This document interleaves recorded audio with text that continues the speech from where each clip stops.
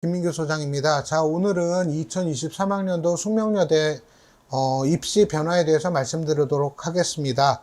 자, 숙명여대 올해 입시에서는 조금 우리가 주목할 만한 변화들이 몇 가지가 생겼는데요. 같이 한번 짚어보도록 하겠습니다. 먼저, 소프트 융합 인재 전형을 종합 전형을 폐지했다라고 하는 거 좀 기억을 좀 해주시고요.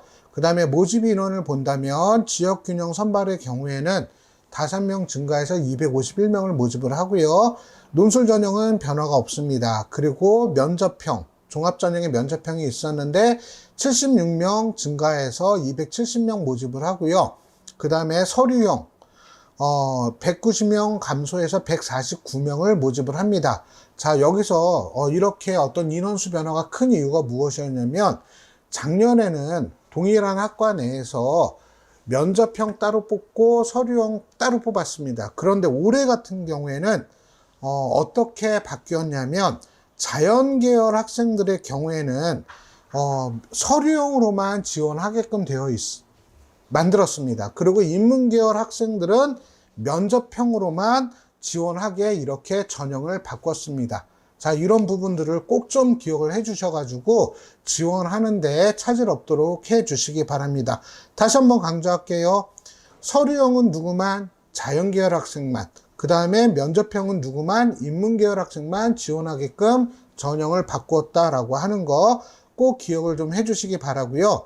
그 다음에 수능 선택 과목 지정에서 작년의 경우에는 통계학과, 의료학과, 인문계열이 국수탐에서 선택 제한이 없었어요. 그런데 올해는 IT공학과가 한 학과가 더 추가가 되어서 선택 제한이 없게 되었다라고 하는 거, 이런 것들 좀 기억을 해 주시기 바랍니다. 자, 그리고 가장 중요한 변화가 무엇이냐면 자기소개서가 폐지가 되었다라고 하는 거. 2023학년도 입학전형 계획에는 명시되지는 않았지만 모집 요강에서는 언급이 될 것 같습니다. 숙명여대 역시 자기소개서가 폐지가 된다라고 하는 거 꼭 좀 기억을 해 주시기 바라고요. 그 다음에 논술 전형의 경우에는 논술 90%, 교과 10%로 일괄 선발한다라는 거. 사실 논술 전형에서 교과의 의미는 사실은 없습니다. 서울 상위권 대학의 경우에는 논술 실력이 그만큼 중요하기 때문에 내신 등급 간의 극한 차이가 크지가 않습니다. 어쨌든 이거를 좀 현실화해서 논술 실력을 조금 더 보겠다, 이렇게 해석을 해 주시면 될 것 같고요. 자, 그래서 숙명여대의 경우에는 가장 중요한 포인트는 자연계열 같은 경우에는 서류형으로, 그 다음에 인문계열 같은 경우에는 면접형으로만 모집을 하고 자기소개서를 폐지를 한다라고 하는 거 기억을 해 주시고요.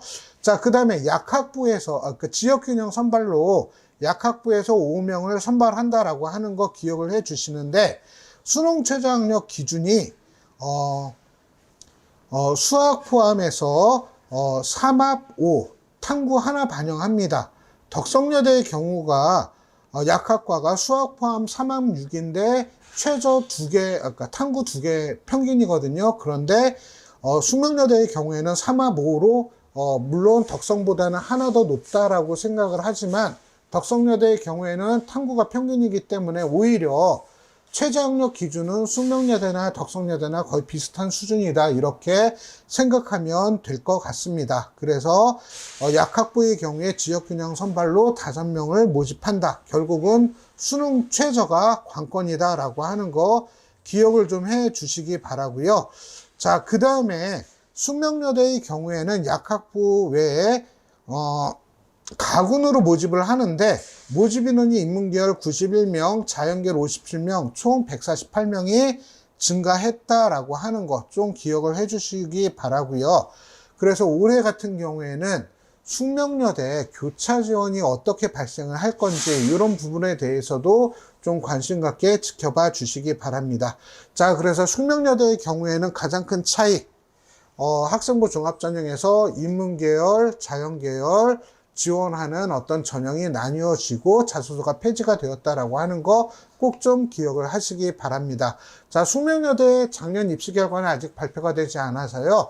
이 작년 결과 발표되면 다시 한번 촬영해서 올리도록 하겠습니다. 자, 이것으로 숙명여대 2023학년도 입시 변화 분석 마치도록 하겠습니다. 감사합니다.